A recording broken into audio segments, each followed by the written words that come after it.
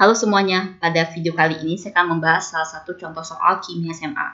Jadi soal yang saya bahas ini mengenai sifat-sifat unsur ya. Jadi ada sifat-sifat unsur dan keperiodisitasan ya. Itu adalah sifat dalam sistem periodik ya. Jadi ada kayak jadi atom, terus ada seperti energi ionizasi, keelektronegatifan dan sebagainya ya. Tapi sebelum kita lanjut ke contoh soal ini, saya harapkan kalian belum subscribe untuk subscribe channel ini ya, karena setiap hari kami upload video.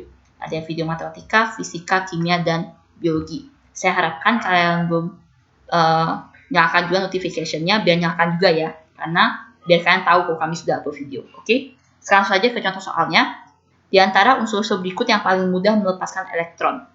Ya, tanya itu adalah yang paling mudah melepaskan elektron adalah ya. Ini ada unsur-unsurnya tapi tidak diketahui ya unsur apa. Cuma diketahui ada angka di sini, itu artinya adalah nomor atomnya. Ya, nomor atom ini menunjukkan jumlah elektron atau jumlah proton. Oke. Nah, bagaimana cara kita tahu unsur mana yang paling mudah melepaskan elektron? Kita buatkan terlebih dahulu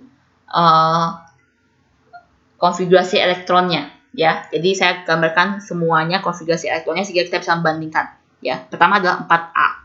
Ya, kok X sih? Jadi 4A. Itu adalah 1s2, 2s2. Ya. Sedang untuk yang B, 5B, itu adalah 1s2, 2s2, 2p1. Ya. Untuk 6C, itu adalah 1s2, 2s2, 2p2. Untuk D, 12D, itu adalah 1s2, 2s2, 2p6, 3s2. Untuk yang 20E itu adalah 1s2, 2s2, 2p6, 3s2, 3p6 dan 4s2. Ya, saya harapkan kalian sudah bisa ya membuat konfigurasi elektron ya. Jadi kalau kalian nggak terlalu hafal urutannya gimana, ya kalian gambarkan Aufbaunya ya. Kalian gambarkan outline Aufbaunya. Jadi kalau kalian gambarkan Aufbau itu gampang. Jadi kalau misalkan S itu dari 1 sampai 7. Di 1S, 2S, 3S, 4S, 5S, 6S, 7S gitu ya. Kalau misalkan P itu mulai dari 2, 2P, 3P, 4P, 5P, 6P sampai 6 jadinya.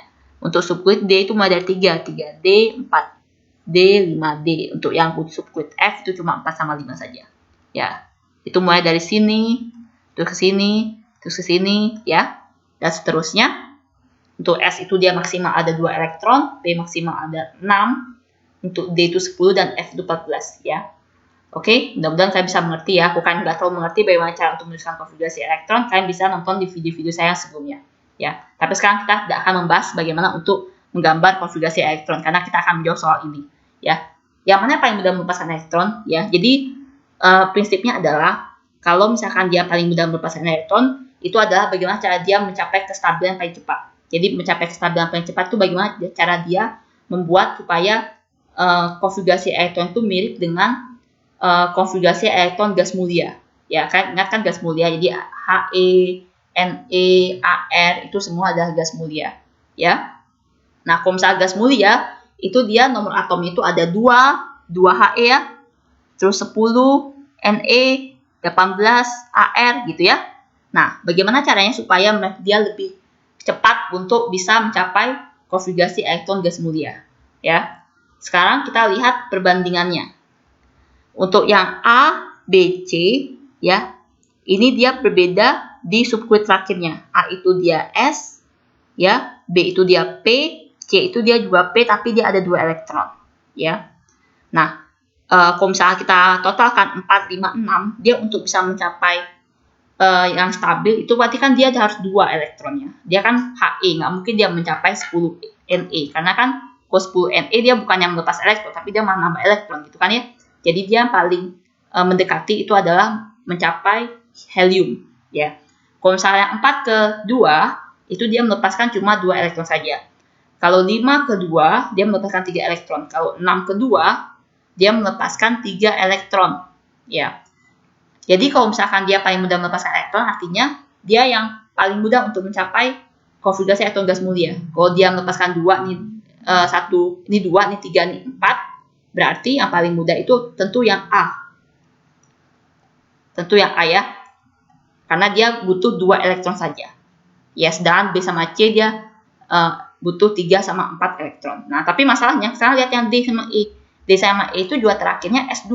Dia terakhirnya 3S2 dan 4S2. Dia sama-sama di subkulit S. Tapi dia berbeda kulitnya.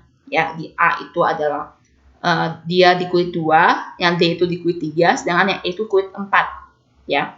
Kalian tahu kalau misalkan semakin besar kulitnya, artinya itu elektron terakhir itu dia paling jauh jaraknya dengan elektron. Ya, misalnya kalau saya gambarkan misalnya ini dia ada 2 kulit misalnya. Dia elektron terakhirnya itu di kulit yang kedua. Sedangkan kalau dia pusatnya itu dia memiliki atom itu memiliki 3 kulit dan elektron terakhir di kulit ketiga, tentu yang lebih jauh itu yang dia memiliki 3 kulit dibandingkan yang memiliki 2 kulit gitu ya. Jadi kalian bisa simpulkan kalau dia semakin banyak kulitnya, berarti elektron yang paling terakhir itu dia jaraknya lebih jauh ya dibandingkan atom yang memiliki kulit yang sedikit ya.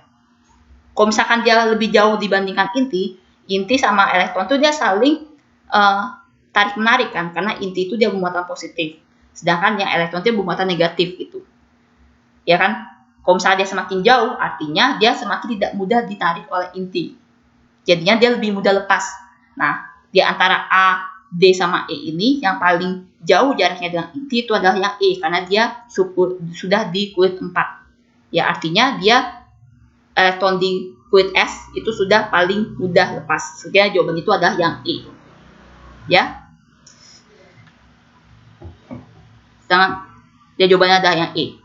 Oke, jadi yang paling mudah itu adalah yang E. Oke, sekian saja pembahasan saya untuk soal ini. Mudah-mudahan kalian bisa mengerti ya. Kalau kalian ada yang ingin tanyakan, kalian bisa kirim soalnya di email yang di description ya. Terima kasih.